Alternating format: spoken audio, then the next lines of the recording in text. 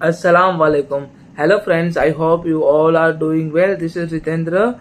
I am preacher of Quran E Sharif and Srimad Bhagavad Gita. And today is very special lecture. Today I am going to talk about whether Quran is allowing for intoxication or alcohol consumption. Means whether Quran has prohibited to consumption of alcohol. This means whether it has mentioned in Quran E Sharif or not. So let's get into. But we all have to read Quran and Sharif in our daily life, because we don't have to consider Quran is a religious book, and Quran is also not a spiritual book, but it also is pure book the science and humanity.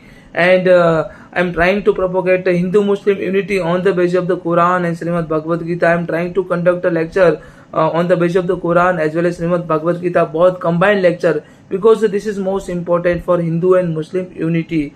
So let's get into Quran and Sharif. The first question, it has acknowledged that wine gambling have some benefit, but their harm is greater. Wine and gambling both have some benefit, but at the same time the harm is greater than benefit. They ask in Quran chapter number 2 verse number ayat number 219. It has clearly mentioned, they ask you about wine and gambling, say in them is a great sin. Wine and gambling both are a great sin, but their sin is greater than their benefit.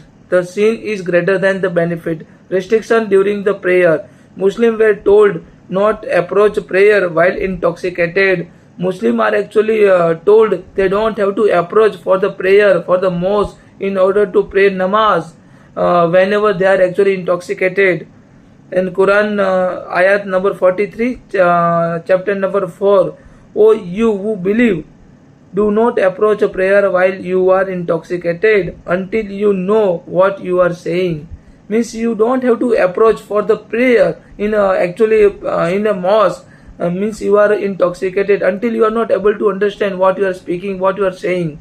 So final prohibition, intoxicant alcohol, wine and drugs were declared as a abomination from Satan's work, abomination form of Satan's work, and strictly prohibited. The alcohol, wine and also drugs, they all are strongly prohibited in Quran and Sharif. Actually it has clearly mentioned, O you who believe intoxicant, gambling, idolatry and divinations are but the defilement from the work of the Satan. Defilement from the work of Satan. So avoid them that you may be successful. This is actually mentioned in ayat number 19 chapter number 5. The Quran progressively prohibited alcohol, the first highlighting its harm, then restricting its use, and finally making it haram, the forbidden. The forbidden is like something like a haram.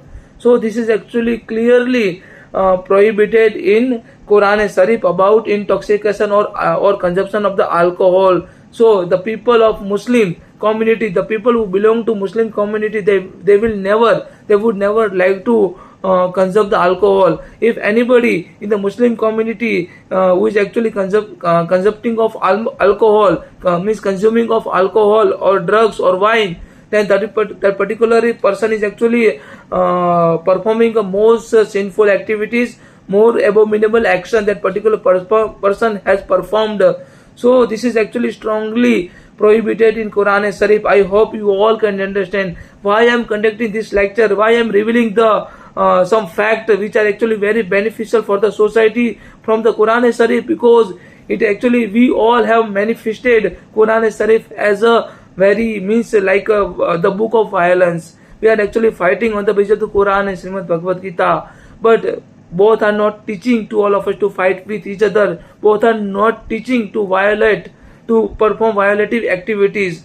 Both are teaching for peaceful and love, to spread love and also spread peace and unity. Both are actually propagating the same thing. So what basis, on the what basis we are fighting with each other? Lord Krishna, Madhusudan, Mukunda, Murari, Kesava, Janardana. At the same time, Allah Krishna and Allah Prophet clearly stated we all have to access our love. Dharma means we all have to show the mercy on our beloved society, on beloved people, because we all are part and parcel of Lord Krishna. We all are part and parcel of Prophet Allah. So Allah means God, and Lord Krishna, Allah Krishna and Lord Krishna both are same. So we all have to pray before the supreme energy, that is Krishna, that is Allah. So forget this kind of animosity. We don't have to fight with each other. We just have to, in order to develop our beloved India, what we have to do? We have to be united and work together for our beloved India. Because many of our many freedom fighters who actually shedded their blood for in order to getting this freedom. So we don't have to vain this freedom. We don't have to vain the supreme sacrifice of our beloved freedom fighter, our Indian freedom fighter. So let's get united and let's work together for our beloved India, and forget all kind of animosity in between two community. We all are Indian first and last, rather than first Hindu and Muslim. We are not Hindu, we are not Muslim, we are not Christian, we are not Sikh, we are not Zoroastrian. We are only and only Indian. So we just have to remember this thing and forget other things which actually dividing all of us on the basis of the religion, on the basis of the caste, on the basis of the sex, on the basis of the place of the birth. So we don't have to follow these all things. We just have to follow who we are. We are only and only Indian. So this is what we only have to remember. I hope you all can understand. If you have any question, any doubt, then please kindly put a comment. Thank you so much. Khuda Hafiz. Radhe Radhe.